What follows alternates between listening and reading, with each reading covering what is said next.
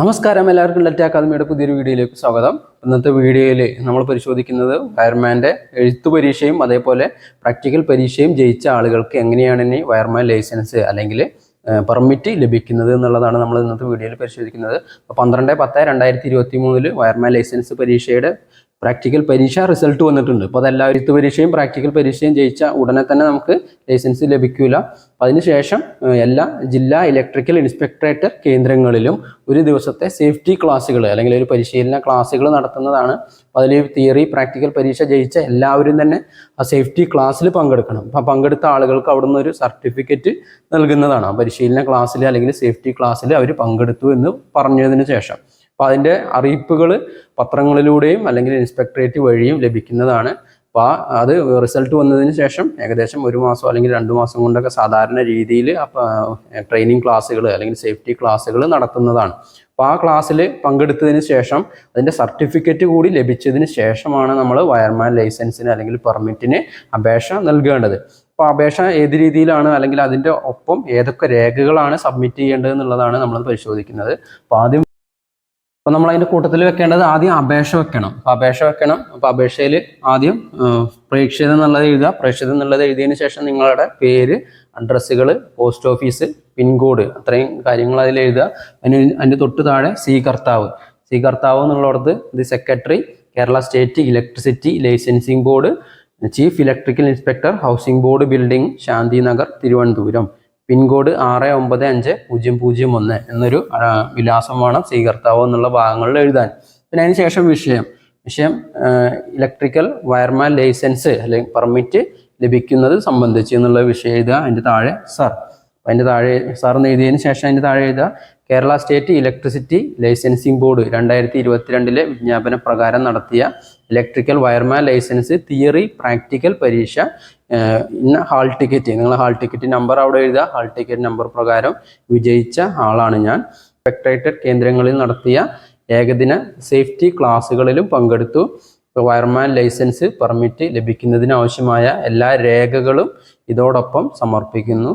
Electrical wireman licence permit ലഭിക്കുന്നതിന് വേണ്ടിയുള്ള തുടർ നടപടികൾ സ്വീകരിക്കണമെന്ന് വിനീതമായി അപേക്ഷിക്കുന്നു. അപ്പോൾ ആ രീതിയിൽ എഴുതിയതിനു ശേഷം ഇന്ന് വിശ്വസ്തയോടെ നിങ്ങളെ പേര് എഴുതുക, താഴെ ഒപ്പിടുക, ഇടതുഭാഗത്തായിട്ട് സ്ഥലം, അതേപോലെ തീയതി.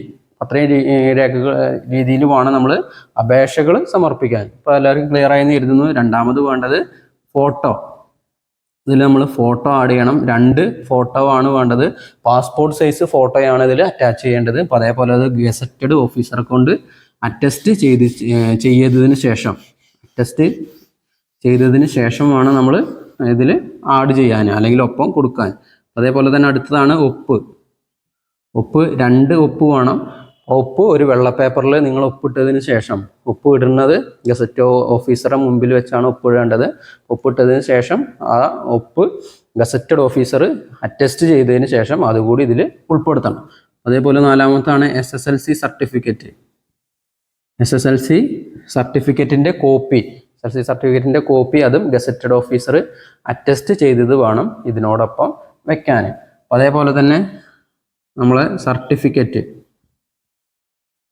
അപ്പോൾ സർട്ടിഫിക്കറ്റ് എന്ന് പറഞ്ഞാൽ നിങ്ങൾ ഒരു ദിവസത്തെ ഒരു സേഫ്റ്റി ക്ലാസ്സിൽ പങ്കെടുക്കണം എന്ന് പറഞ്ഞു. അപ്പോൾ ആ പങ്കെടുത്തതിന് ശേഷം നിങ്ങളുടെ പേരിൽ ഒരു സർട്ടിഫിക്കറ്റ് അവിടെ നിന്ന് തരുന്നതാണ്.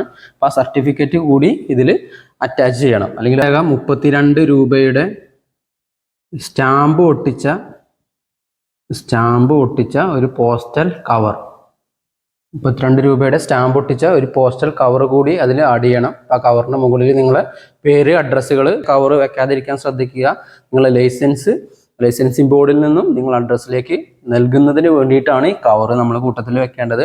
ഇപ്പോൾ ലൈസൻസ് കൊള്ളാൻ പാകത്തിനുള്ള ഒന്നുകിൽ ഒരു A4 സൈസിൻ്റെ വലുപ്പത്തിലുള്ള കവറോ അല്ലെങ്കിൽ മിനിമം അതിൻ്റെ പകുതിയെങ്കിലും വലുപ്പമുള്ള കവറോ വേണം ഇതിനായി നമ്മൾ ഇതിൻ്റെ കൂട്ടത്തിൽ വെക്കാൻ.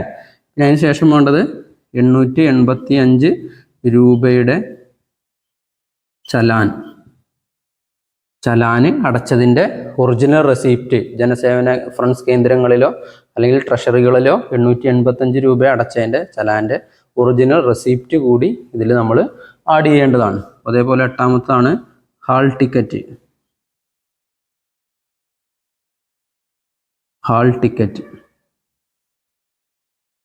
ഹാൾ ടിക്കറ്റ് എന്ന് പറഞ്ഞാൽ തിയറി അതേപോലെ പ്രാക്ടിക്കൽ പരീക്ഷയുടെ ഹാൾ ടിക്കറ്റ് കൂടി ഒറിജിനൽ ഹാൾ ടിക്കറ്റ് വേണം. ഒറിജിനൽ ഹാൾ ടിക്കറ്റ് ഇതിൻ്റെ കൂട്ടത്തിൽ നമ്മൾ വെക്കേണ്ടതാണ്.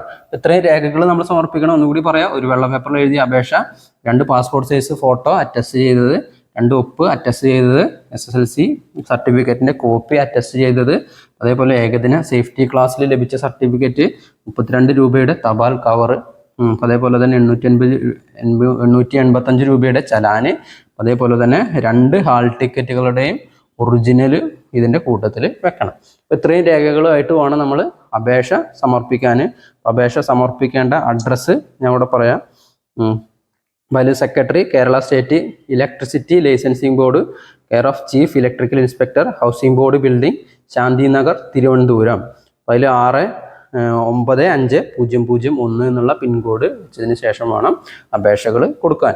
ഇപ്പോൾ ഈ വയർമാൻ ലൈസൻസ് ലഭിച്ചതിന് ശേഷം അപേക്ഷ എങ്ങനെയാണ് നൽകുന്നത് എന്നുള്ളത് എല്ലാവർക്കും മനസ്സിലായി എന്ന് കരുതുന്നു. ഈ വീഡിയോ നിങ്ങൾക്ക് ഉപകാരപ്പെട്ടു എന്ന് കരുതുന്നു.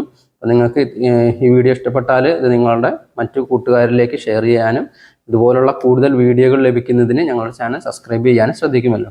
മറ്റൊരു വീഡിയോയുമായി ഇനി അടുത്ത തവണ വീണ്ടും കാണാം.